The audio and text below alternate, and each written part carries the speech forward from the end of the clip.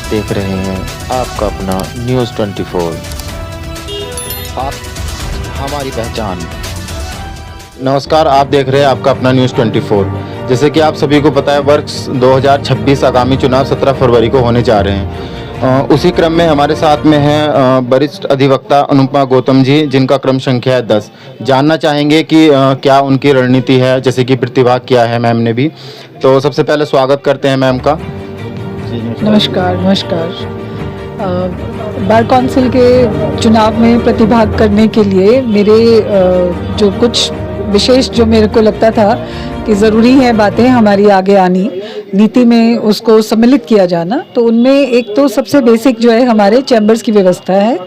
हमारी कोर्ट्स जहाँ पर भी निर्माण के लिए चिन्हित की जाती है भूमि वगैरह, वहाँ चैम्बर्स के निर्माण के लिए कोई भूमि मैंडेटरी तौर पे जो है चिन्हित नहीं की जाती। हम लोग अपना कुछ कहते हैं, बात होती है उसके बाद, लेकिन कितनी हो इसका एक तय एटलीस्ट पैमाना होना चाहिए, क्योंकि जितने जुडिशियल ऑफिसर्स हैं उसके अगर हम रेशियो में देखें तो वकील बहुत ज़्यादा है, कई गुना ज़्यादा है।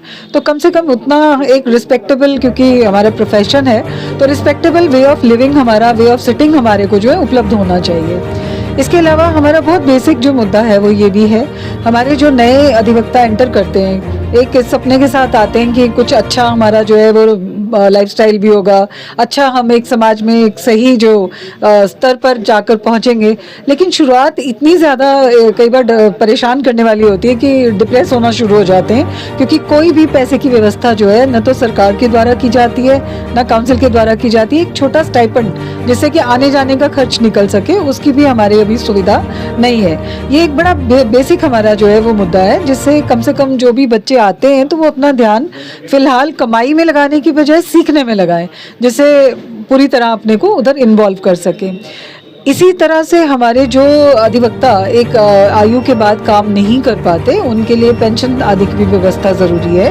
बीमारी में एक ऐसी कम से कम आर्थिक सहायता की उपलब्धता होनी चाहिए, चाहे वो इंश्योरेंस के माध्यम से हो, चाहे वो ग्रांट के माध्यम से हो, चाहे वो लोन के माध्यम से हो जो सब्सिडाइज्ड रेट्स पर हो। तो इस तरह से कम इस तरह की हमें कोई ना कोई आर्थिक सुविधा जो है उपलब्ध होनी बहुत ज़रूरी है। इसके अलावा साफ़ स्वच्छ पानी, साफ़ स्वच्छ जो है जगह, जिसमें कि सैनिटेशन वगैरह जो है प्रमुखता से देखा जाए। और साथ ही साथ हमारी जो महिला जुडिशियल ऑफिसर्स हैं उन्हें मैटरनिटी लीव का एक सुविधा प्राप्त है, लेकिन जो हमारी महिला अधिवक्ता हैं इन्हें इस तरह की कोई सुविधा प्राप्त नहीं है।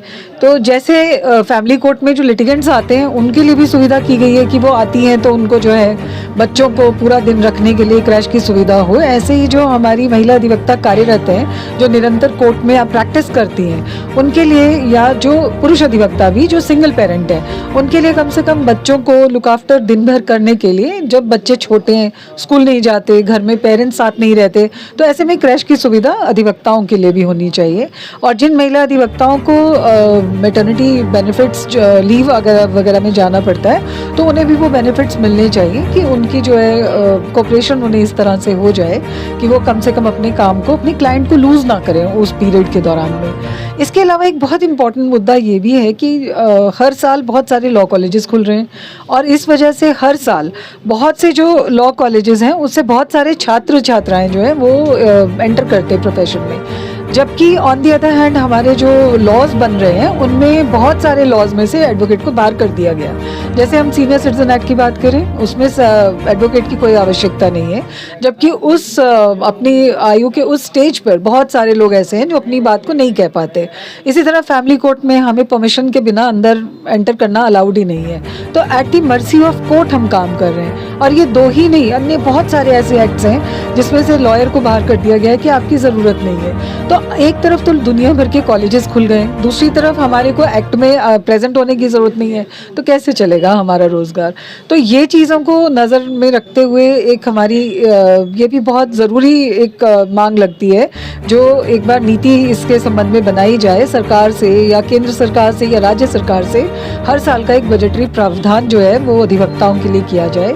यहाँ एक डबल ग्रेजुएशन के बाद हम एंटर करते हैं, तो हमारे को एक अच्छी तरीके से कम आगे बढ़ने के लिए एक हमें जो आर्थिक मदद है वो इस तरह से दी जाए जिससे कि हम अपना ध्यान अपने काम पे लगाएं और बार बार जो है इनिशियल स्टेज में अपने को इतना ज़्यादा हेल्पलेस ना महसूस करें। क्योंकि अगर आर्थिक हमारी कोई ग्रांट होगी केंद्र से या राज्य से, तो ही हम अपने जूनियर अधिवक्ताओं को या सीनियर अधिवक्ताओं को या बीमारी में अधिवक्ताओं को या मृत्यु की दशा में उनके आश्रित परिवार को किसी तरह से भी आर्थिक संबल प्रदान कर पाएंगे। इसके अतिरिक्त भी बहुत सारे और इश्यूज़ हैं, हमारे वेलफेयर स्कीम्स हैं, हेल्थ बेनिफिट्स हैं, इंश्योरेंस रिलेटेड हैं। एक बार स्थितियाँ सब हों उस तरह से तो नीति में ये सारी चीज़ें जो है लाई जाने का पूरा प्रयास किया जाए।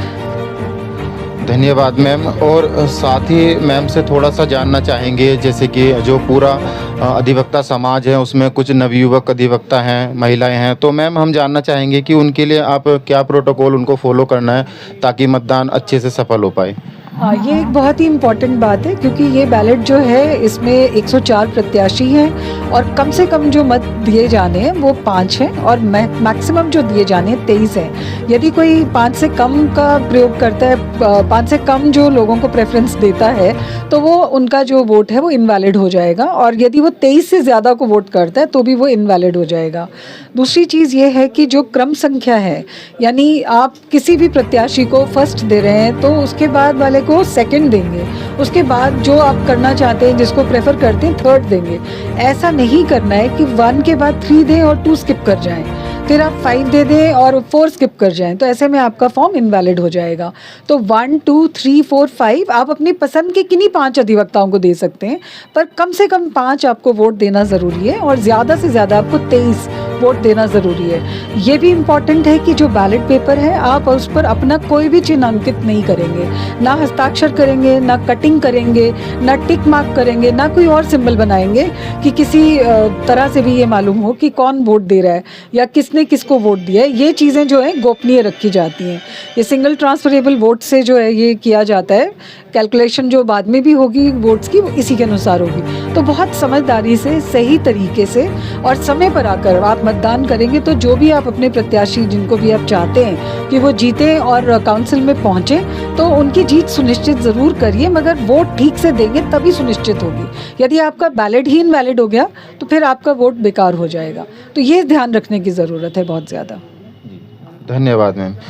हमारा भी सभी अधिवक्ता समाज से कहना है, काफ़ी समय के बाद ये इलेक्शन हो रहे हैं, तो उसी के साथ में मैम वरिष्ठ अधिवक्ता भी हैं, काफ़ी टाइम से इनका अनुभव रहा है, तो सारे प्रोटोकॉल को फॉलो करते हुए पूरे डॉक्यूमेंट के साथ इस मतदान को सफल बनाएं। और मैम लास्ट में कोई आप मैसेज देना चाहेंगे पूरे समाज अधिवक्ता के लिए? हाँ, ये थैंक यू। ये मेरे मन में थी ये बात, ये ज़रूरी लगती है कहनी। देखिए, हम प्रत्याशियों में से यदि कोई भी आपके सामने ये प्रलोभन देते हैं कि आप वोट दीजिए तो हम आपको पैसे देंगे या हम आपको जो है अन्य कोई सुविधा देंगे, तो प्लीज़ अपने वोट को इस तरह से गड़बड़ मत करिएगा।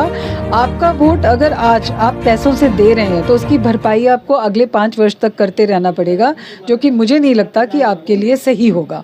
तो मेरा आपसे निवेदन ये है कि आपका जो वोट है उसको प्रयोग करिए, उसका व्यापार मत करिए और सही प्रत्याशी को चुनने के लिए जो सही प्रक्रिया है प्लीज़ आप उसे अपनाइए। किसी भी तरह के प्रलोभन में मत आइए।